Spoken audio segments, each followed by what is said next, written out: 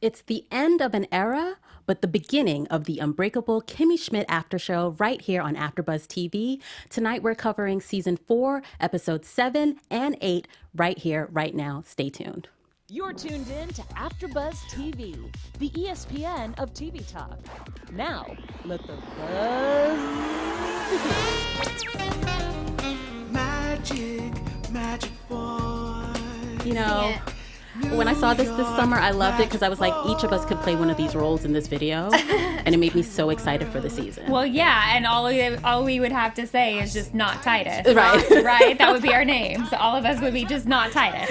Happy Sunday, everybody. It is one of your favorite panels here on AfterBuzz TV, the Unbreakable Kimmy Schmidt after show. I'm your host, Tsahai Wilson, and I have a beautiful panel of ladies tonight. Please introduce yourself. Hi guys, I'm Caroline Thayer. Hi, guys. I'm Laura L. Thomas. Now, you may notice that one of our lovely ladies, Candace Cruz, is missing, but that's because she's covering the SAG Awards tonight. She's so fancy. She is very fancy. Get it, girl. We've grown so much since last year. That's right. So tonight we're covering the first of the last 6 episodes that will end this series, and it's bittersweet, but I'm excited. We have season 4, episode 7, Kimmy fights a fire monster, and in episode 8, Kimmy is in a love square, which actually was my favorite one for this one. What were your overall thoughts of the episodes this season, the first 2? I was really you forget how much of a well-oiled machine this show is, just in terms of the dialogue and how well it's written, and the performances are always just so spot on, and the comedy is such a specific form of comedy that I was really pleasantly surprised that we're back again, and they had not lost any of their personality or flair. In fact, I feel like it's only gotten better. Yeah. And a little bit, tighter and more succinct, and the way that they have pieced these episodes together. I'll be anxious to see how they wrap up this story, especially as they bring more and more characters, in some of our favorites, and then some fun cameos as well. Definitely. I think Titus Andromedon is probably one of my favorite television characters. Yes. So seeing him back on my television screen has been fabulous. He just brings a lot of joy to my life because he's so extra.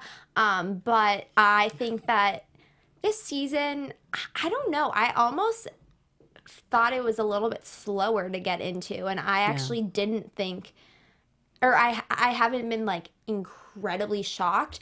However, I do agree with you that the humor is so specific. It's a very, very like pop culture related humor. So you have to know what's going on in the world to appreciate the jokes, which is why I like it, because it's making you very socially aware. Yeah. But I don't know. I think that the second episode, I agree with you, was better than the first one. I agree with you. It took me a minute to get back on track. And by the second episode, I was back in the story. Back in the swing of things. And please note, for those of you who may have binged the last 6, we have not. So we're still going to do predictions because, we still are not, we still don't know what's going to happen. I want to appreciate the last 4 episodes. I'm drawing it out. Yeah, we have to savor it. We have to savor it. So in episode 7, we see Jacqueline, strutting down the street looking fabulous as she normally does. And that mini skirt. I mean, her legs looked amazing. We talked about it last season. We just love Jacqueline here. She always looks amazing. She has whatever she's bathing whatever Jane Krakowski is or bathing in, really. Sipping. We need some of that here. Just send it to our studios. I will take 2. Definitely. She is nailing it. So she gets hit on by a younger man named Matt, and she's flattered. She's like, "Oh, I didn't know this." She's accustomed to older men and younger women, but the fact that she's older and getting hit on, it was very flattering to her. And she learns that, hey, this is a thing now. Lillian's like, yeah, this is the way of the world now. Younger men who have been exposed to the Me Too movement are now hitting on older women because they feel that they're a little bit more, have a bit of a thicker skin. What was your thoughts about that concept of younger men and older women? I don't know. I think that when I was looking up this episode and reactions, because I wanted to know if I was feeling or falling under the category of feeling uncomfortable and if others were as well, the Me Too movement storyline throughout the course of what I believe will be the last 6 episodes has kind of been polarizing in the media because people don't know if they're taking it a little bit too far. The thing with Kimmy Schmidt is that it typically breaks the boundary or pushes the boundaries on what is and isn't okay to talk about. I mean, I think it was interesting. Oh, you have something to say? No, I mean, it pushes the boundaries on a lot of things. Definitely. And like, well, I'm sure we'll talk about it in episode 2, but oh my God, I know what you're talking what I'm about. talking about. I literally almost, I was like, are we doing this now? yeah, Is this a thing? I know. I was like, okay, hold on. Back to Anyway, wheeling back it back up. in. Yeah, so I thought that I think it's kind of funny, and also more power to Jacqueline if she wants to date a younger man. I don't think that age is just a number, whatever. Yeah.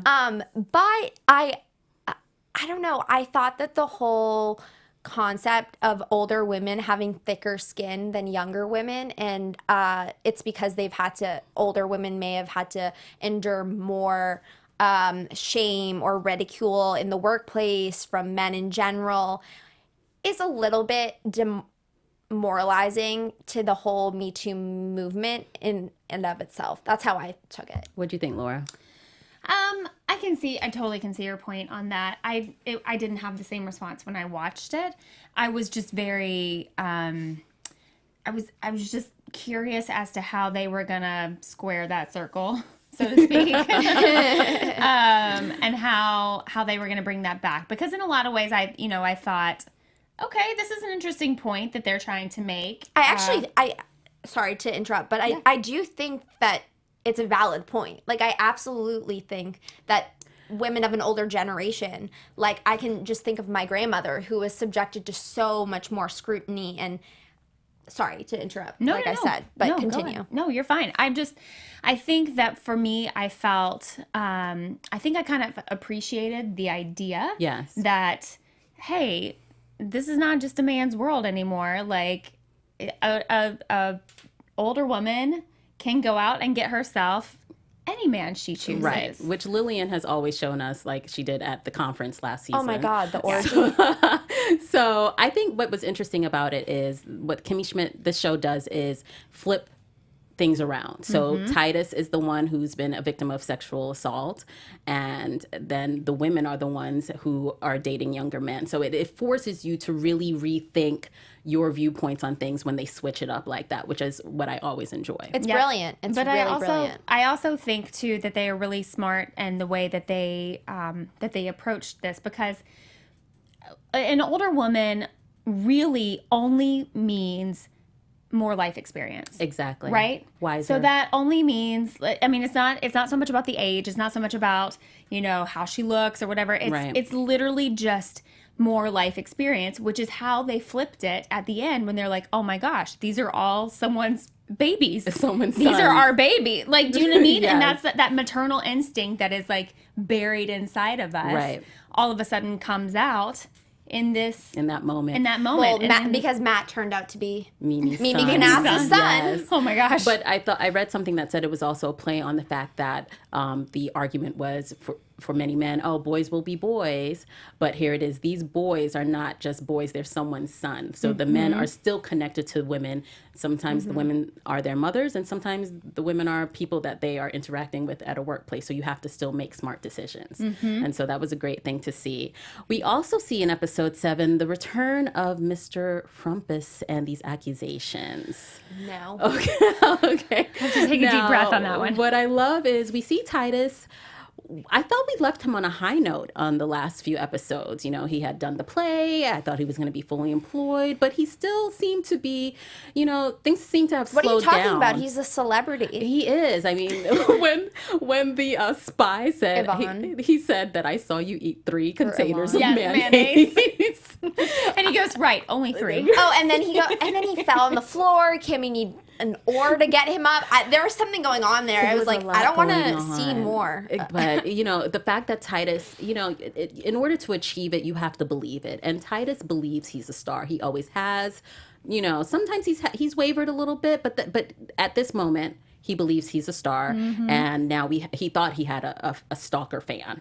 A beefcake that he thought was very interested in him, which I was hoping that was true at first, but the switch of this person being hired by Mr. Frumpus to figure out if Titus was going to suddenly come forth with his accusations was an interesting spin. Right. They had a deep character development on this guy, though. Yes. I was a little bit thrown off by that. On the spy? Yeah, Yeah. I was just very confused.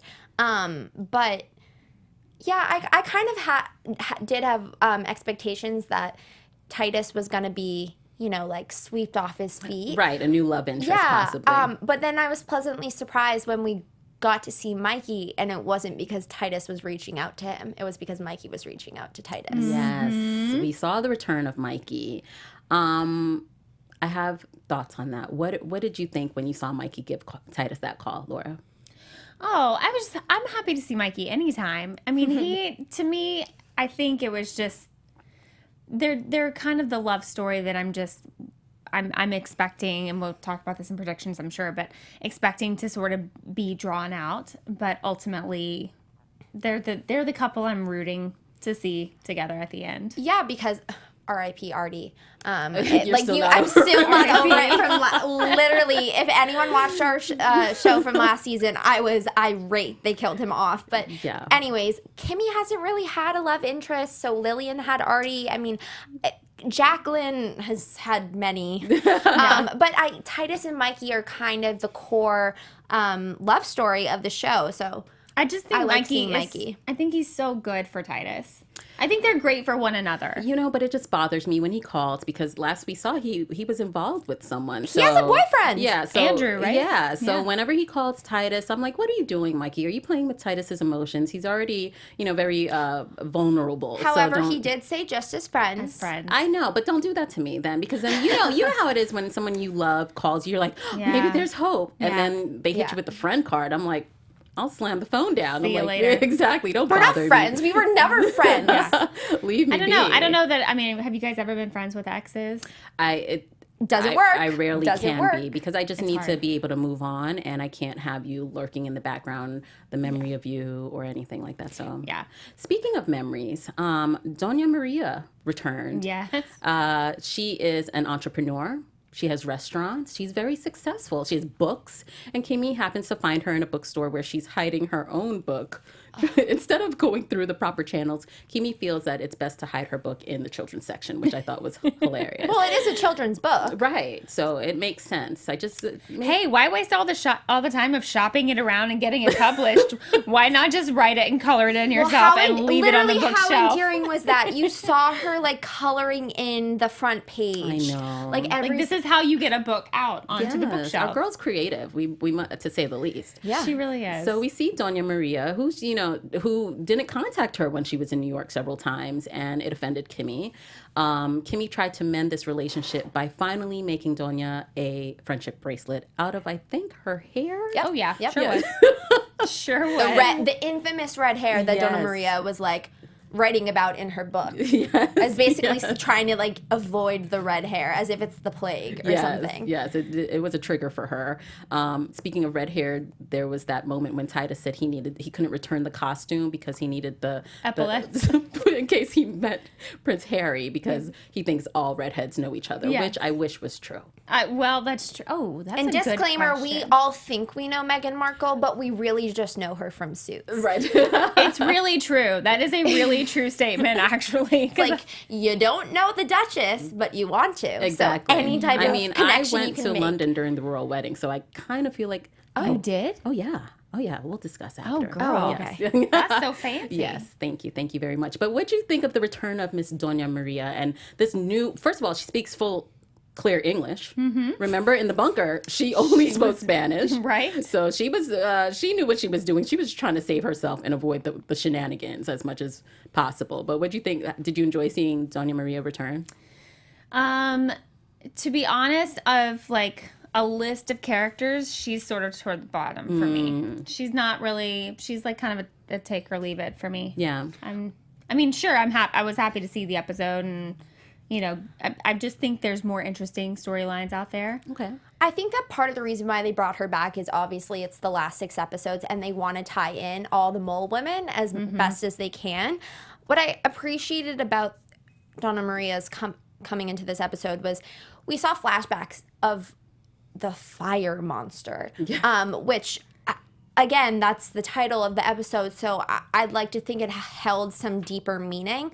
And I think Donna Maria, part of the reason why she didn't contact Kimmy was every time she associates herself with one of the mole women, she herself becomes a mole woman again, and she doesn't want that. So I actually thought it was really sweet, that moment where she said, it's nice for once to be in a room where somebody isn't judging me for like my crazy actions when they like kicked Elmo in the private parts. That was like, but that shows you like you sometimes think you're over something and you're really not, and you need to, the only way to grow from it is to speak to somebody else who went through a similar experience. I do agree. Donna Maria is somebody we don't really see often. We haven't really thought of much, but I did like the spin on it that Kimmy, she learned a lesson that she herself, someone who, Kimmy thinks of herself as a friendly, giving person, but here's this person that was in a small space, a bunker with her that she actually ignored because she felt she didn't have a lot in common with her. Yeah, that is so mean. No offense, I've always loved Kimmy, but Kimmy got a minus point when she said she didn't make a friendship bracelet in the bunker for Donna Maria. There's 4 girls. She made 3 friendship bracelets. But think about it. She probably, it was a little bit of a bit of an age gap. But it got caught in the thing. Well, that's true. Yeah, the friendship bracelet was kind of thick. But, there was an age gap between Kimmy and Donna, a language barrier. So, and with the language barrier, I'm sure the communication was a little bit difficult. But they seemed to get around it with the drawing of the city that the fire monster stomped on. I mean, those ladies were very creative. I did get one of my favorite quotes of the episode out of that relationship, which is, it's just like Keanu says. Relationships that are born out of intense situations never work. And then you never see him again in Speed 2. It's like, that's a really great point. And actually, to your point about this being such a pop culture show, I remember when I was watching it, I was like, I would love to watch this show in like 15 years. Yeah. You might pick up on more things. Like, just to be like, wow, do you remember like when that was going on or this was happening? It's going to feel kind of like the 90s feel to me right now. Yes, exactly. Like, super nostalgic and just very much like every time I watch, I don't know, I watched an old rerun of Saved by the Bell the other day because it happened to be on and I was like, oh my gosh, like I can't eat. Krakowski. Yes, I just can't wait to watch this show through like those lenses 15 years from now because I can't wait to see where we are with the Me Too movement, where we are with really everything that the show addresses. Yeah, I think that's the beauty of the show. It is very topical and it brings up things that are happening now, but it also connects you to people who remember things like the feeling when Speed came out and the big hoopla around that. And last season we talked about the feeling of having a JanSport backpack. Like it does connect you when you find those moments, and it actually has me. When I sit and watch it by myself, I'm laughing out loud, like to myself because of those moments. So, speaking of other things that make you laugh, we have tons of other shows here at AfterBuzz that viewers can enjoy. Yeah, we really do, you guys. Before we hit our next topic, we just want to say thank you so much for making us the ESPN of TV Talk. We truly could not do it without you. You are the reason why we are doing this each and every week. So thank you for joining us. If you're hanging out on YouTube with us right now, make sure you click that like button, that thumbs up. Please offer us a comment as well. We want to know what you think, how Kimmy has inspired you, what you think is coming in the final 6 episodes. Just all of those, really the conversation is what we love about AfterBuzz TV. That's why I have loved being a part of AfterBuzz, just having conversation and really having opportunities to connect with people like you and you ladies and even, red carpet events, all those other amazing things that AfterBuzz offers. It's just been such a great opportunity for me to grow my career and my experience as a host. Yes. And we want to hear what you think as well. So make sure you rate and subscribe us on anywhere that you listen to your podcasts. And just thanks. Thanks. Thank We're going to be you. here for this show 2 more times on Yes. Wednesday and Sunday, so make sure you join us. Thank you so much. Yeah. Speaking of career, moving on to episode 8, Kimmy is in a love square. We see Titus gets an opportunity to move his career forward, but he has to do something he doesn't want to do, which is come forth with the accusations and let people know what really happened between he and Mr. Frumpus. Right. Which, And I do love that they have Ronan Farrow call him. okay, first of all, we can agree that Ronan Farrow is Frank Sinatra's child, right? Like, I know it's been a rumor, Right. but I saw him and I was like, whoa, wait a minute now. Wait a Yes. minute now. Well, Titus saw him too, and he goes, "You are beautiful." That was one of my favorite quotes, too. He was like, you must get hit on by a lot of puppets. That's right. Okay, so this is actually something I've been dying to ask you guys about. So obviously Ronan Farrow is a huge proponent against child endangerment and sex place misconduct, and I mean clearly sexual abuse clearly has a past with that.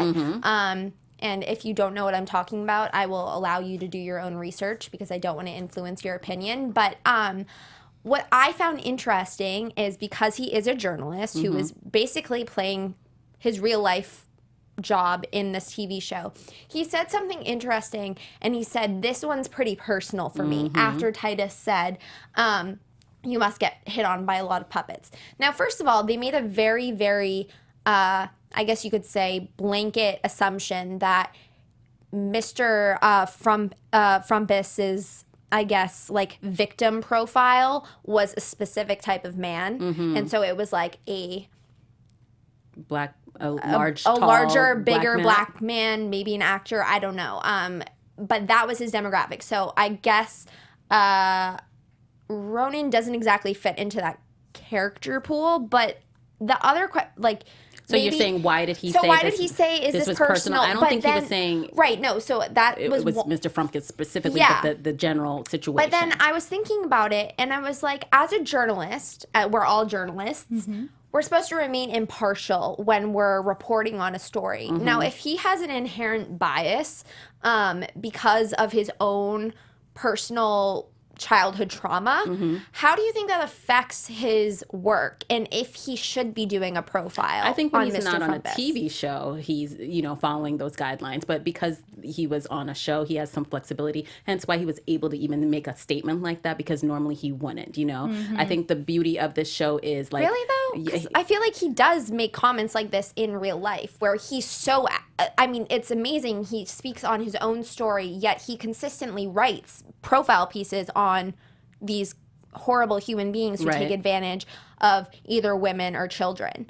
I think he had the ability here to, one, use his voice in the way that we know him to, but also show a different side. Like, it's a serious subject. Everyone's very serious all the time, but we have to find humor when we can. And that's what he was able to do in this safe space. And that's why they invited him. They knew he was an expert. They knew he is the go-to person and the face that many people can identify with speaking about these issues. But it was actually nice to see that he had a bit of a funny bone. So I liked seeing that. So you don't think there's any, like, I guess, blindness from somebody who... No, I mean, I can't speak for him, but I can only speak to what I saw in this as him playing a character in a scripted television show. I can't speak to, how he goes about doing his work. So I'm only, I think, focusing on the show. And the only thing, though, is, like, Ronan Farrow is a real person in real life, so I don't think he really was playing a character. I think he was playing himself. He had to be. He didn't write those lines himself.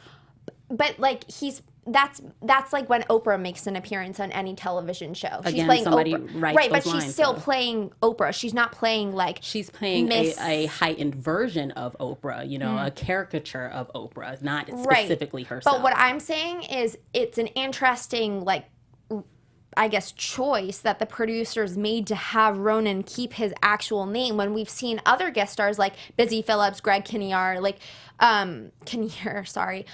have gone on the show and they have not played with their name. But you never know. It could have been, you know, with television and writing, you don't know if somebody knew Ronan personally. He could have asked to keep his name. We don't know. Yeah, no, specifically. that's what I'm just saying. Like, so he had flexibility to do what he wanted, and he chose to keep his name and have fun with it a little bit, which I think I personally I didn't have a problem with.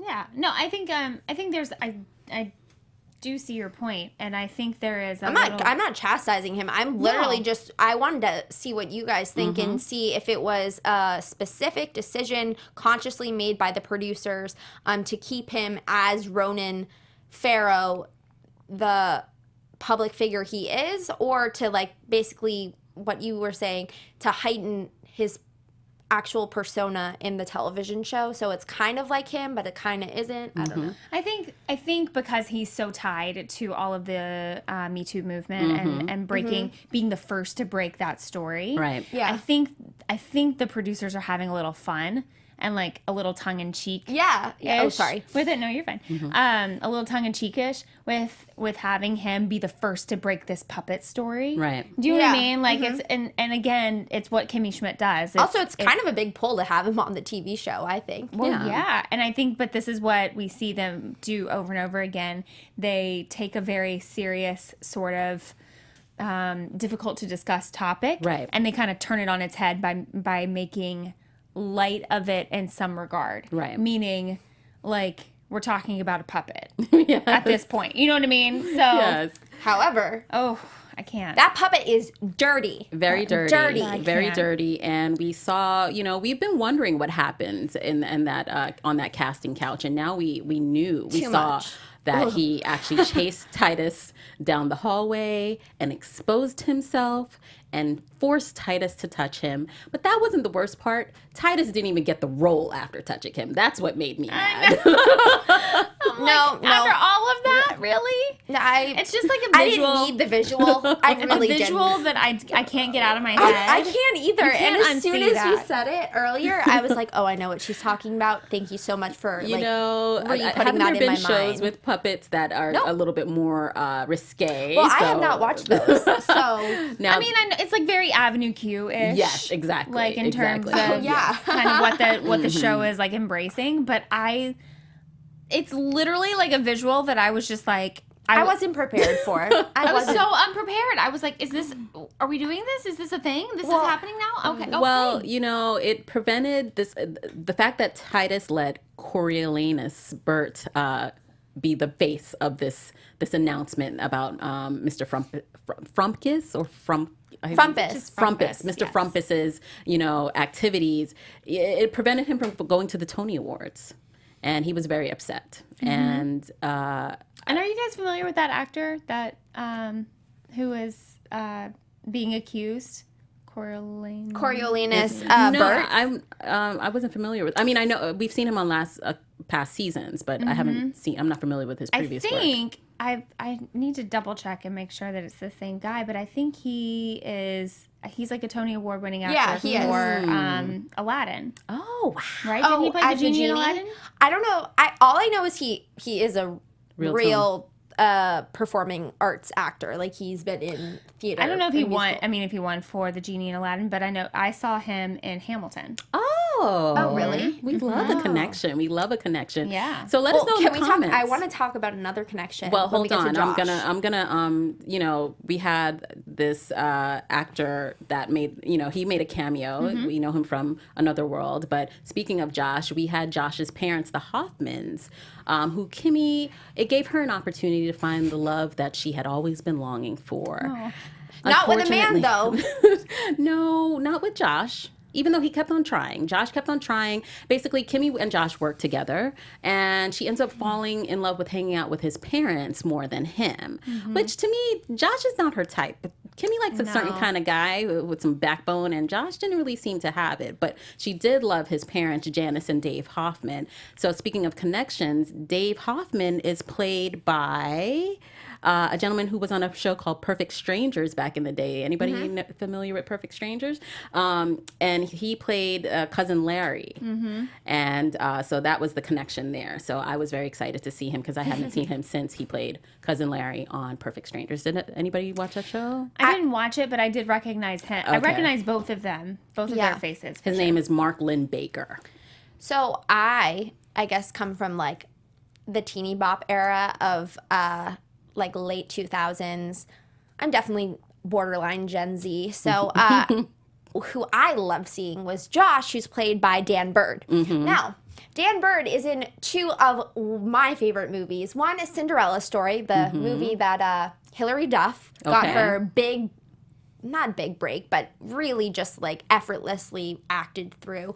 And he plays Carter is his character, and he's like the guy who plays what's the See, I didn't see this film. So what's the next project that you know him from? Because he did look familiar. He played like the Toro guy from, you know what, I'm not even gonna, you know what I'm talking about if you saw the movie. And then also he played Emma Stone's best friend in Easy A.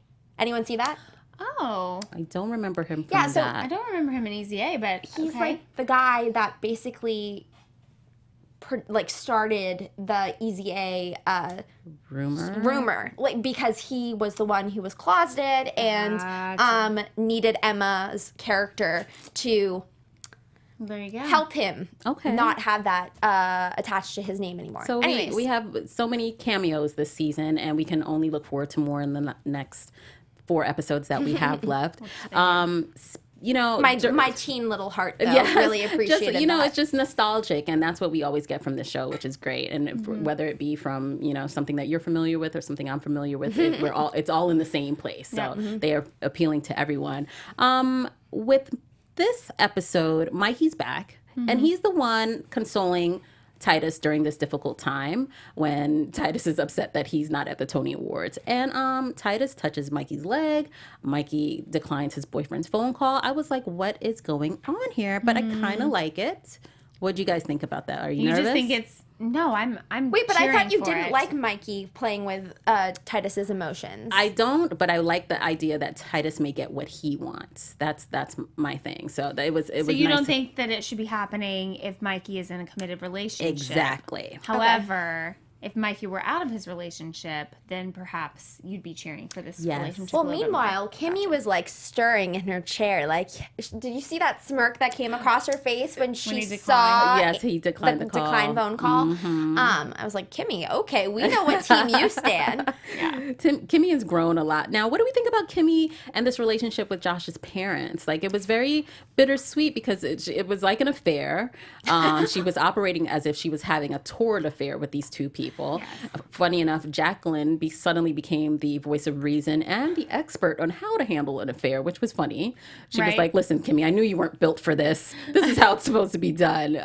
But then she was also like, listen, there are feelings here. You're going to hurt someone's feelings, which made Kimmy have to take a step back. So what do you think about that? It was very indicative of how Kimmy is still sort of this kid at heart. Yeah, this grown woman who has a foot caught in both worlds. Yeah. She really, I think, just craves the love and attention of like that family dynamic that she never really had growing up, and how that has shaped her as now an adult woman. It did not surprise me at all that this was sort of the way that this went, because this is just, it's what we see with Kimmy, and it's as obvious as her purple backpack and her, florals and her bright colors and her scrunchie. It really is. It's just, she is just this woman, this grown woman who has a foot caught in both worlds. That's the best way that I can describe it. So. She's a grown woman with a slightly childlike view on the world. Yeah. Childlike wonder. I wonder what it looks like. And I think because ultimately we all grow up, right? Like ultimately we all learn, we all change, we all grow, we all evolve. And I wonder if that's perhaps the reason why they're bringing the show to an end as they are now, because eventually you do mature and you do kind of move on, and you lose that childlike wonder, and that is so what makes this show what it is, that I think that for them to continue to do that a little bit too long, it kind of loses its charm in a Yeah, way. you don't want to okay. go out when everyone's tired. I think you said something like that last season. But it's better to go out with a bang and go out on top Yeah. without waiting until everyone's tired and like, okay, we've seen everything now. It's on its last leg. So Yeah, and I think we're all kind of rooting for Kimmy, you know, when it's like Kimmy goes to college and Yeah. Kimmy like falls in love and Yeah. these things, like we're kind of waiting for these milestones to happen with Kimmy,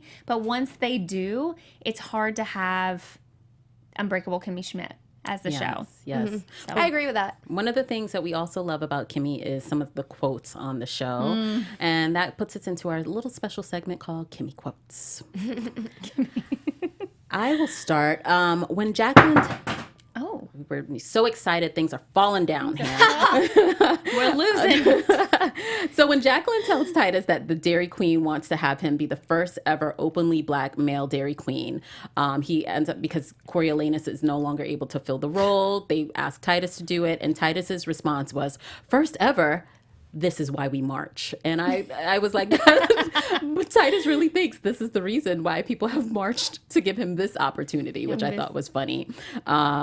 And we also mentioned when Titus met Ronan Farrow, he said, oh my God, you're beautiful. Puppets must constantly be hitting on you. So it was just another thing that puts Kimmy and her world into this like alternate universe where everything revolves around Kimmy, everything revolves around Titus. Everyone is very self-centered, but they share so much. So I thought that was funny.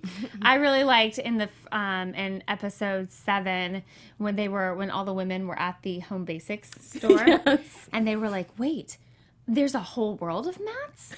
Oh, there are Matts and there are Tylers and there are Micahs and the Coopers will all be turning 18 soon. I just thought that was so funny and like clever writing, of course, as we Yes. always see from our writers. Oh gosh, I can't get the exact wording right, but my favorite was when Kimmy insinuated that the Hoffmans would drop their son Josh for her, and they were like, Kimmy, that was never on the table. That was literally, he's our son. Like, no, you're not replacing him, which I thought was also very clever writing. There were a lot of like insinuated I guess you could say sexual and innuendos Yes. with the parents and Kimmy, and it was just hilarious. Very cute. We also have some predictions. Like I said, we have not seen the last 4 episodes. We're just savoring every morsel. So let's go into our predictions. And now, your AfterBuzz TV predictions. Love it. I want to get some of these lights in my room. We need to make that happen. Get her for the baby. That's right. Right. Oh, Lord. So as I mentioned, we saw Titus touch Mikey's leg and Mikey's called. He went from a phone call to being on the couch to snuggling with Titus during this difficult time. So my prediction is that we're going to see them get back together. Hopefully, Titus will be happy with this. Hopefully, it will not be a triangle. It will just be the two of them. I also feel like, I've said it before, but it's time for Kimmy to find a true new love. Josh wasn't it, but I hope she too finds love. I don't know. I feel like Kimmy's love is like once she finally comes into her own and she's like happy with every element of her life. As much as I love to have her have a love interest, I feel like in 4 remaining episodes, it'll be hard to kind of rally behind somebody unless it's somebody we've seen in the past. And I don't know if somebody in the past is right for Kimmy. But what I do look forward to is last season we saw that Zan was pregnant. And then Jacqueline went and bashed the dorm room. And I don't know. I hope there's some more... I guess interaction with Zan and Jacqueline. Jacqueline, yeah. Okay, cool. What about you? Yeah, and back on your topic of Kimmy finding love. A love interest. A love interest. Yes. Okay. Because I think she's found love within herself. We've seen that through the past, like the growth. But I would like her to have you be in another romantic relationship. That's one thing that I don't know that I feel like Kimmy needs. Yeah. I think what Kimmy needs is just a continued sense of like self-evolvement. Okay. Yeah. And I think what we may not see her end up in, say, like a love relationship, but I think we will see her end in a place of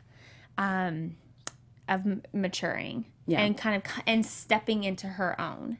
I think a lot of this journey that she's been on, kind of just to the point that we just made, but I think a lot of this journey that she's been on has been this kid that has now been thrust into the world. Right. And I now think that we're going to kind of wrap it up seeing Kimmy sort of step into her true nature as a woman in 2019. Okay. Well, wrapping this show up, we would love to hear your comments. Please write to us and let us know what you think about the first 2 episodes in this last part of the season. You can find me on social media at Say Hi Tsahai.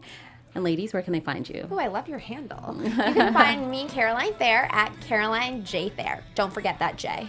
Don't forget the J. And I got an L in mine. You can find me on Instagram and Twitter at Laura L. Thomas TV. Perfect. And find us this week on Wednesday at 7 p.m. and next Sunday at 7 p.m. as well to finish out the last 4 episodes of the Unbreakable Kimmy Schmidt series. Bye, guys. Bye. See you later. Thank you. Our founder, Kevin Undergaro, and me, Maria Menounos, would like to thank you for tuning in to AfterBuzz TV. Remember, we're not just the first, we're the biggest in the world, and we're the only destination for all your favorite TV shows. Whatever you crave, we've got it. So go to AfterBuzzTV.com and check out our lineup. Buzz you later. The views expressed herein are those of the hosts only and do not necessarily reflect the views of AfterBuzz TV or its owners or principals.